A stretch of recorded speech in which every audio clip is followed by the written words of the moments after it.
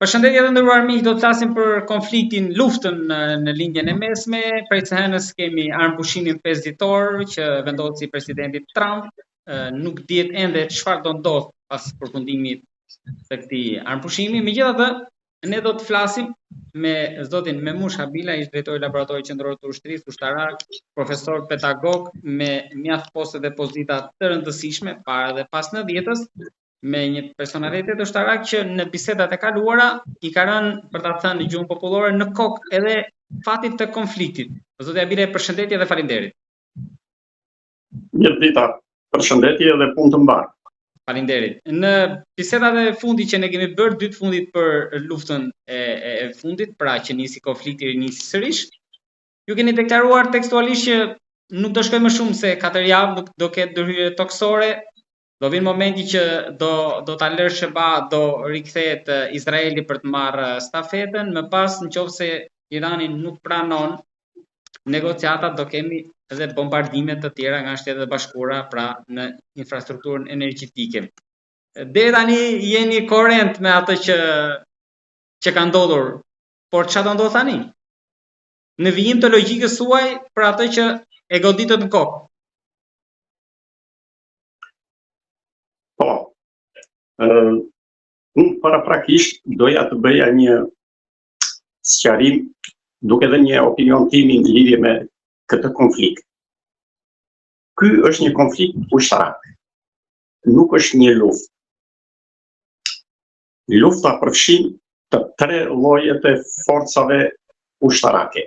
Këmbësorin, do më thënë forca toksore, forcat ajrore dhe detare. Këtu nuk kemi të bëjmë fare me lëvizje të forcave toksore, të cilat janë vendimtare të rëndësishme dhe janë ato që vendosin fatin e një lufte.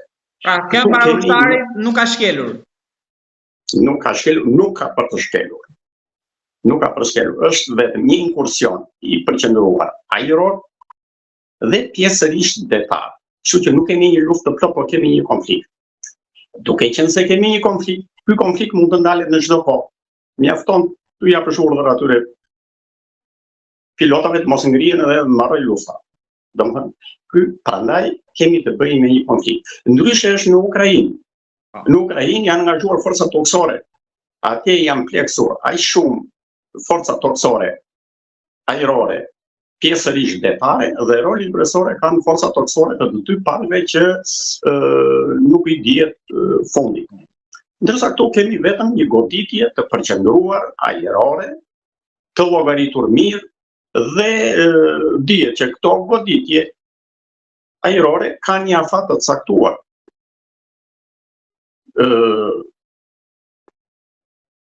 Kufizohen veprimet luftarake, operacionet luftarake, vetëm në goditjet e objektivave të caktuara. Pra, nuk kemi një luftë masive në front e tjerë me gjitha problemet. Kështu që,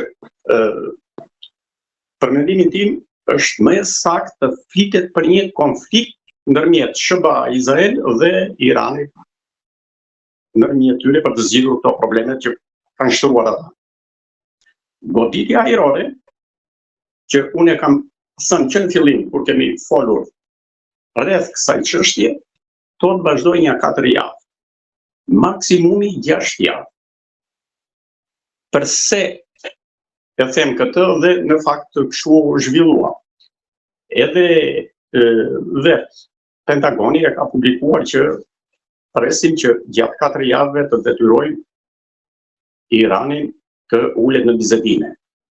Kjo do të thotë që në qoftë se gjatë 4 apo 5 javëve nuk arrihet rezultati strategjik që ta detyrojë kundërshtarin të ulet në bisedime, atëherë do rishikohet situata dhe do kalojë në një fazë tjetër.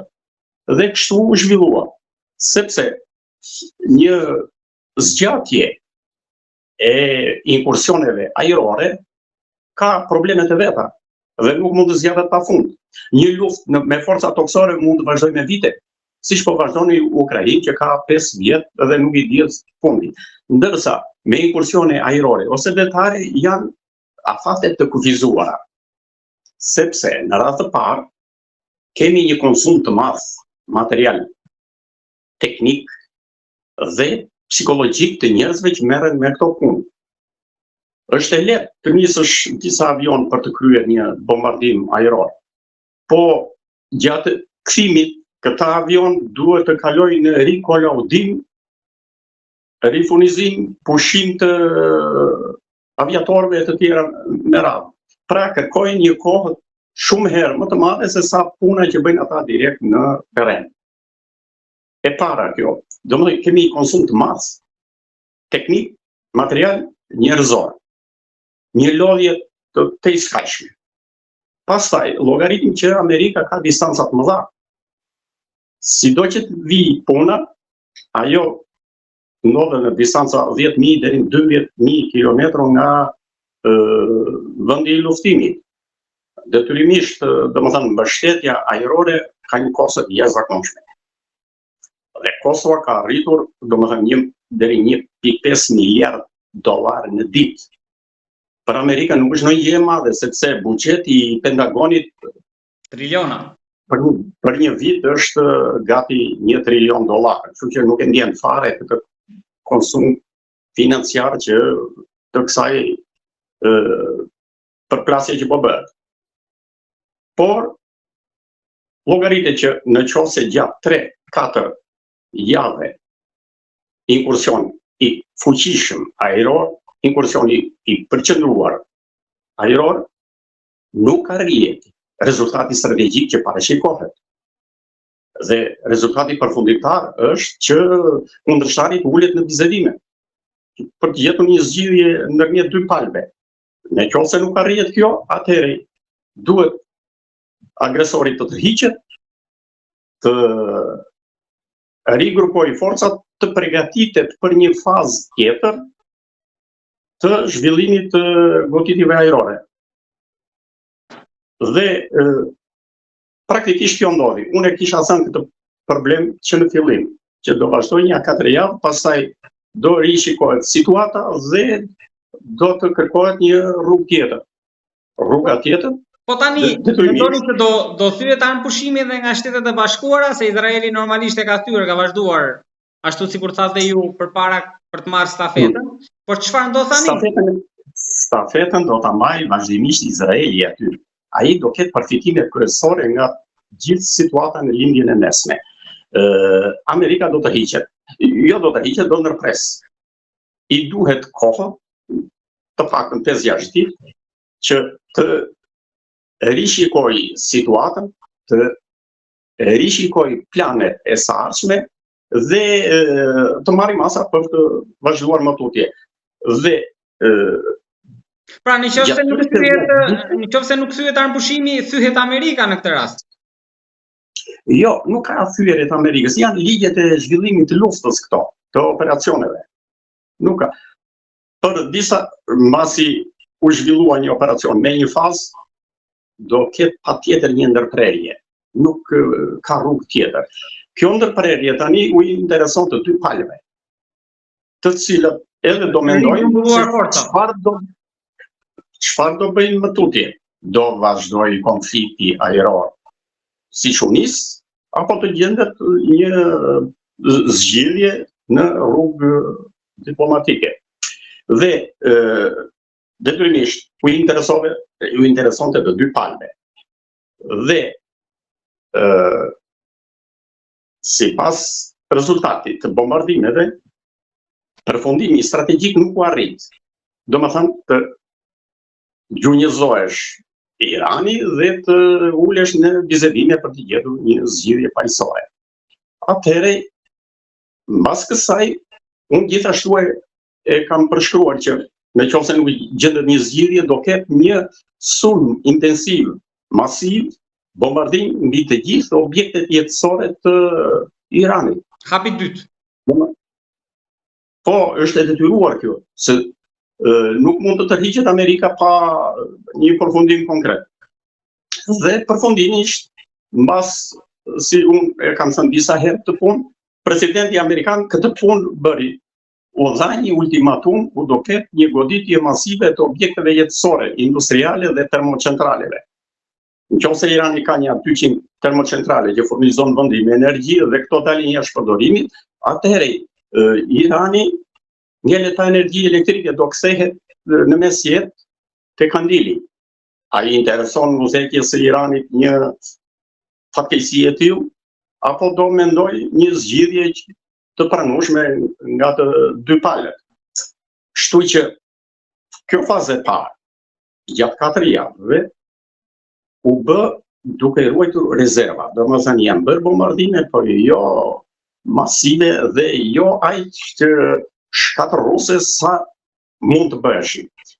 Domethënë, duke lënë të kuptohet që unë po bëj bombardimet, po të kalën një terë hapur që mund të vazhdojnë vizetimet. Dhe kjo luftë është deri tani, ky konflikt është realizuar në këtë formë, duke mbajtur një rezervë, duke krijuar presionin e nevojshëm mbi kundërshtarin në mënyrë që të shikojmë do ketë ndonjë veprim dhe praktikisht u arrit kjo. U paraqit ultimatumi amerikan ku do ndërmerret një bombardim masiv mbi të gjitha objektet jetësore të vendit. Detyrimisht leadershipi fundamentalist iranian në fundit u tremb sepse do kthehesht në mesjet. Tani dhe për të bërë një përmbledhje të gjithë kësaj deri tani, ju thoni që mendoni që kemi një fitore më shumë, pra një hap përpara të Amerikës, Izraelit apo Iranit. Pra kush e fitoi deri tani? Deri tani është Amerika.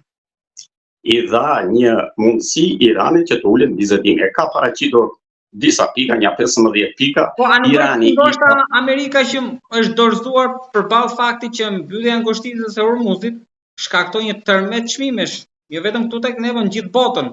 Pra, përballë kësaj, Trumpi u detyruai që të tërhiqet për momentin, duke shpresuar. Trumpi nuk është shtrejtur fare, se nuk e shqetësojnë fare këto rritje çmimesh. Këto rritje çmimesh janë veprime abuzive, spekulative, etj, që merren vendet e vogla. Këto Amerika nuk do t'ja di për këto, se rezervat e naftës që ka Amerika atje janë për 10 vite, të vazhdojë lufta dhe nuk ka probleme fare.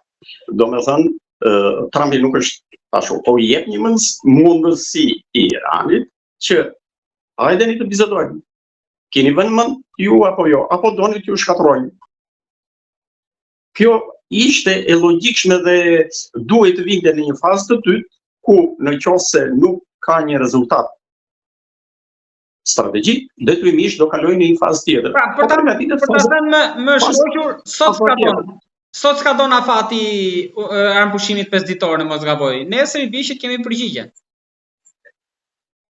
Patjetër, tani edhe Irani, pavarësisht nga deklaratat që bëhen në media etj, ato janë për lustra, për publikun, ka paraqitur ato 5 çështjet e veta.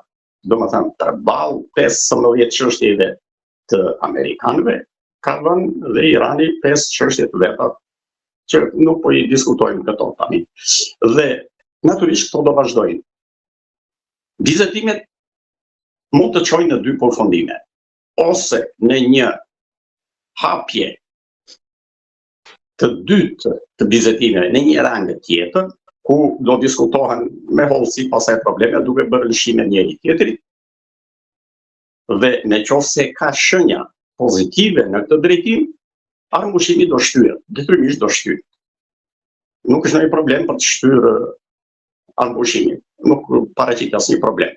Në qoftë se nuk ka të dhëna për një zgjidhje pozitive, atëherë do përgatitet faza e dytë, që është sulm masiv dhe asgjësim total i Iranit.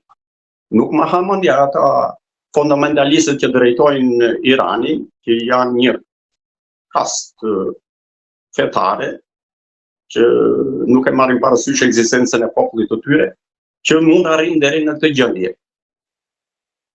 Megjithatë, ky kërcënim ekziston. Në rast se nuk ka të dhëna për një zgjidhje reale ndërmjet të 2 palëve, natyrisht mund të shtyhet bizetimet, mund të shtyhet ambushimi, nuk të përbën asnjë problem, por në fundit do ndeshen me këtë problem. Amerika nuk të hiqet nga kjo, sepse ka problemin e programit bërthamor, që është një nga rreziqet ndërkombëtare, ashtu siç e ka organizuar dhe e zhvillon Irani, plus mbështetjen e organizatave terroriste në linjën e mesme dhe në gjithë botën nga Irani. Në qoftë se zgjidhen këto dy probleme, atëherë paqja është e vendosur. Kështu që këto dy opsione ngelen. Ky është skenari i ardhmes. Po presim sot nesër se si do të vendosi Amerika ka të vendosur të qartë programin në këtë drejtim. Se si do vendos udhëheqja e Teheranit, pastaj është puna e tyre.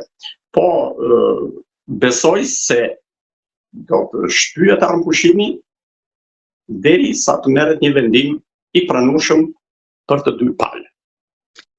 Zakonisht në këto bizetimet, në situata të kësaj natyre, si këtu, nuk merren as politikanët me bizetime, as diplomatët, as ambasadorët, as ministrat e jashtme e tjerë nuk hyn në këto bizetime, se janë çështje shumë të vështira dhe të mprehta. Me këto punë merren njerëz të veçantë, që nuk njihen fare në publik. Janë të fshehtë, janë njerëz shumë konfidencial, të cilët gëzojnë autoritetin dhe besimin e të dy palëve. Janë konfidencial dhe janë në gjendje të ndërhyjnë të dy palët për të gjetur një zgjedhje. Kjo ka ndodhur vazhdimisht në të gjitha konfliktet. Ruhet një kanal komunikimi me teknikët. Pra, ngelen këto kanale e hapur, nuk i mbyll njeri në të gjitha konfliktet. Edhe në luftën e dytë botërore ka patur bizetime të ndryshme, të formave të ndryshme, pavarësisht janë pranuar, s'janë pranuar, është tjetër gjë. Dhe këta janë persona që nuk i njeh njeri dhe nuk publikohet kur emri i tyre se kush është dhe çfarë mori përsipër, por që janë figura shumë të besueshme dhe shumë të rëndësishme që mund të jenë dhe nga vende që s'kan interes në konfliktin në fjalë. Mund të jenë dhe palë të treta. Po zotë Abilaj, mendoni që Izraeli ja doli të mbrojë mirë me kupolën e hekur përballë raketave të Iranit? Izraeli e ka të sigurt mbrojtjen. Gjithë teknologjia dhe teknika e mbrojtjes kundërerore, ajo kupola e famshme e hekur, ajo rëndon, ajo ka kryer me sukses detyrën e saj. Probabiliteti i azgjësimit të objekteve ajrore nga ky sistem është 90%, mund të vejë edhe 95%. Pra, në qoftë se janë lëshuar 100 raketa nga Irani, 95 janë shkatruar në ajër. Disa edhe do bjen, do ketë dhe ca dëme materiale, por ndryshe është sikur të binin të gjitha këto në tokë. Dhe Irani kohët e fundit përdori një tip rakete që ka mbushje kaset, i quhet, është një kuti që ka shumë bomba të vogla dhe ato shpërndahen në ajër dhe ajo mbrojtja nuk i azgjëson dot këto se shpërhapen në shumë drejtime dhe vjen bomba të vogla. Këto janë të ndaluara dhe me ligje ndërkombëtare, sepse një pjesë vjen dhe plasin dhe japin efektin e tyre, një pjesë ngelen të paplasura dhe me to ndeshen duke filluar nga fëmijët, nga njerëzit që si din fare se çfarë janë, pra janë mjete të ndaluara kategorikisht në luftimet dhe në bombardimet e qendrave të banuara. Pra Irani po bën një gaf tjetër në kundërshtim me ligjet ndërkombëtare të zhvillimit të luftimeve. Zotë Abilaj, po vendet e gjirit reagimin e tyre përballë kësaj situate tani se kemi pasërisht sulme nga Irani drejt tyre, së pari dhe së dyti Kina dhe Rusia përballë kësaj situate. Vendet e gjirit janë në krahun e Amerikës dhe Izraelit. Drejt për drejt sepse ata kërcënohen direkt nga sulmet iraniane. po dëmet që kam mësuar ata janë të vogla. Domethënë ka rënë ndonjë raketë, shprishur në një depo apo në një depozit gazi apo karburanti, domethënë janë relativisht të vogla në krahasim me pasurinë që kanë këto vende. Domethënë nuk e ndjejnë fare këtë. Atyre u prishet qetësia dhe ndërmjet tyre janë angazhuar dhe persona për të ndaluar konfliktin, duke hyrë në bisedime me të dy palët. Ndërmjet tyre mund të gjendet dhe njerëz që kanë influencë në të dy palët për të frenuar dhe për gjetur një zgjidhje paqësore. Ndërsa Rusia duke patur si aleat, por aleati ka një kufi të caktuar, të jep disa informata, të jep disa materiale, ilaçe, në një karburanta, në një problem tjetër që për të cilat ke nevojë, në një këshill, por kaq. Kështu, edhe Rusia dhe Kina nuk kanë ndërmend ata të hyjnë në mbështetje të Iranit me një logjistik apo me njerëz në mbështetje të tij. Sepse pastaj do të kishin një pozicionim të këtyre fuqive kafshi Amerikës.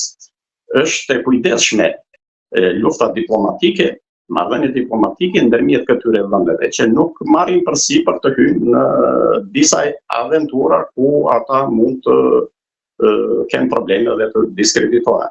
Domethënë, ndihma dhe bashkëpunimi me Iranin është me doreza deri në atë mas sa nuk shqetëson marrëdhëniet ndërkombëtare. Zotja Bilej, edhe diçka të fundit kam për ta mbyllur. Mendoni që ne shpëtuam këtu apo jo? Ne kemi shpëtuar, unë kam thënë, tani ne kemi dy shanse, një distancë shumë të madhe, një 2000 km larg, ku edhe të niset ajo raketa me famshme që kanë ata Khorramshahr e SG, që janë 2000 ca kilometra, nuk arrin këtu. Pastaj duhet të kalojë mbi Turqi, mbi Greqi etj. Dhe do ta pres Greqi. Ajo Turqia që në fillim atë ne jemi jashtë loje dhe nuk kanë një domethënë përfitim që të ngriset me ne Irani. Absolutisht asnjë përfitim as politik, as ekonomik, as ushtarak, asnjë gjë prej gjëje. Vetëm çdo veprim që do bëj ai sikur të ndërmarrë një veprim kundra nesh, do jetë në dëm të tij, sepse ne duke qenë antar i NATO-s, duke u goditur një antar i NATO-s, do vihet përballë NATO-a që deri tani po mban një qendrim pothuajse asnjë anës dhe nuk po përzihet, duke mos e quajtur luftën e vet NATO-a, i quajnë luftën e Amerikës, dhe në këtë rast, nëse një nga antarët e NATO-s do të shqetësohet, detyrimisht NATO të mbajë qendrim. Kjo nuk i intereson as politikisht, as ekonomikisht Iranit, as ushtarakisht. Kështu që ne jemi të sigurt në drejtim. Po fakti që jemi të sigurt dhe shpëtuam, kjo na bën që të flem bidafina për të ardhmen, prapa aty ku ishim. Jo, nuk duhet të flëm bidafina, sepse ata spionët dhe agentët dhe gjithë sistemi i inteligjencës i Iranit që synon për Shqipërinë i kemi këtu. Ata do të veprojnë në rrogos për qëllimet e tyre, duke bërë luftën hibride, kibernetike, rekrutim për në favor të Iranit, për ndonjë organizatë terroriste etj. I kemi këtu ata që bëjnë propagandë natë e ditë për në mbështetje të Iranit. Dhe domethënë kjo është pjesë e luftës së përgjithshme, lufta e fshehtë, lufta inteligjente. Prandaj, nëse në sipërfaqe ne mund të flëm gjumë, këto shërbimet tona, sado që dopta mund t'i kemi, duhet të jenë zgjuar, sepse i kemi në përkëmbë këta elementet e luftës hibride. Zotja Bilej, unë të falenderoj shumë për bisedën, për koherencën në analizën e këtij konflikti, që ne do flasim sërish në të ardhmen duke parë dhe duke pritur çfarë do të ndodhë pas skandimit të ultimatumit. Të falenderoj shumë. Edhe unë ju falenderoj për bashkëpunimin ndërmjet nesh. Jam mirënjohës shumë.